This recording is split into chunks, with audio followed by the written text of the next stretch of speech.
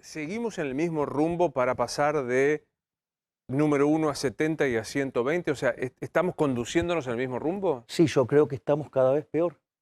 Es decir, la lógica es que además, en gran parte de la sociedad quiere salir de esta situación que nos está matando con más veneno.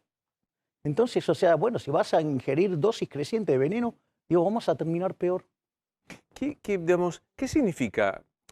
Es simpático, ¿no? Inflación del 29% votada en el presupuesto y llevamos acumulada 18, si la memoria no me falla. 13. 13. Digamos, ¿qué significa que persistamos? El ministro Guzmán, el equipo del ministro Guzmán dice, bueno, tendemos a eso. No, es falso que tendamos a eso. A ver, si yo tomo los últimos 12 meses, la inflación acumulada es cerca de 43%, 42,6%. Año a año, o sea, Los últimos 12 meses. sí. Si yo miro los últimos 4 meses y los anualizo, estoy viajando al 60 anual. Y si tomo el dato punta, estoy viajando al 75% anual.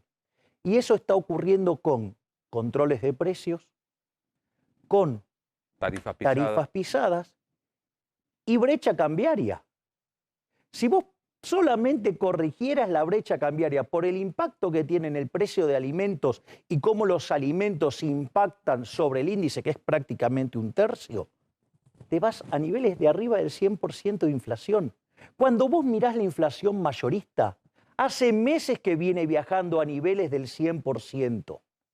Entonces, la realidad es que si yo te... Mirá, es espantosa la historia que te estoy contando de inflación porque, por ejemplo, lo que te marca la evolución de mayoristas es que no la vas a poder bajar la minorista. Entonces, ¿y querés que te diga algo? Es lo menos grave de todo. Si miro el desequilibrio monetario, es peor. Si miro el desequilibrio fiscal, es peor. Si miro el desequilibrio externo, es peor. Si miro el desequilibrio en términos de cantidades, o sea, lo que hablamos del PBI, es peor. Si miro en términos de el mercado de trabajo, es peor. El salario real es el mismo que el del 2004.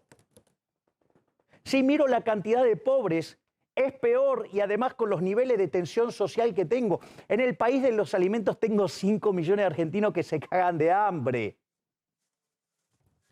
Ahora, digo, el gobierno dice, todo esto que nos está pasando, la inflación, el 50% de pobres, 1 de cada 2 chicos menores de 16 años en situación de pobreza, tiene que ver con la pandemia, le pasó a todo el mundo. No, es falso porque esos números argentinos ya venían siendo malos antes de la pandemia. Es verdad, digamos que, a ver, una de las cosas que también es cierto es los errores de la Organización Mundial de la Salud en considerar que esto era una nueva peste española hizo que el 99% de la caída de la tasa de crecimiento del PBI en el mundo sea explicado por las cuarentenas y no por la pandemia. Es decir, gran parte, digamos, es el error en cómo se diagnosticó el problema. Eso se puede ver con mucha claridad en un trabajo que hizo Barro, Ursúa y Wen, que hizo ¿qué le pasaría al mundo si se parece a la peste española? Bueno, ahora como vos le pifiaste 100 a 1, 200 a 1, según cómo lo mires, bueno, o sea, le pifiaste, digamos, la caída del PBI entre un 99 y un 99,5% tiene que ver con los modelos de cuarentena. Entonces, la realidad es que, ahora, es cierto que el mundo erró también, pero a ver, el mundo en promedio cayó 3,5, ponele.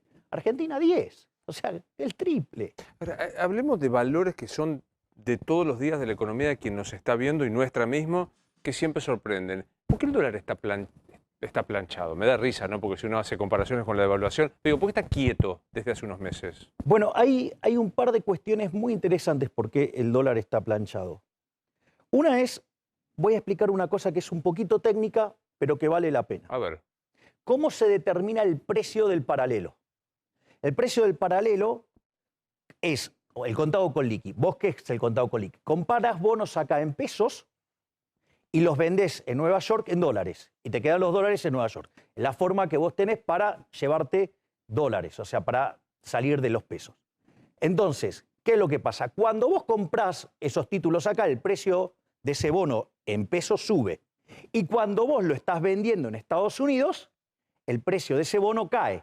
Entonces, el tipo de cambio de referencia de qué sale, de tomar el precio del bono en pesos dividido el precio del bono en dólares. Entonces, cuando vos te asustás y salís a comprar bonos, a hacer contado con liqui, sube mucho el precio en pesos, cae mucho el precio en dólares y eso es lo que te hace subir el tipo de cambio. ¿Qué es lo que hizo el gobierno? Está usando la plata de todos nosotros, de las jubilaciones, para vender bonos en pesos. O sea, está reventando bonos para frizarte el tipo de cambio. Punto 1. Punto 2. Desde el mes de diciembre, la mejora en la recaudación, sumado a cómo el gobierno está, por ejemplo, pisando a los jubilados, eso lo que está haciendo es que en los últimos meses no tuvo que emitir para financiar al fisco.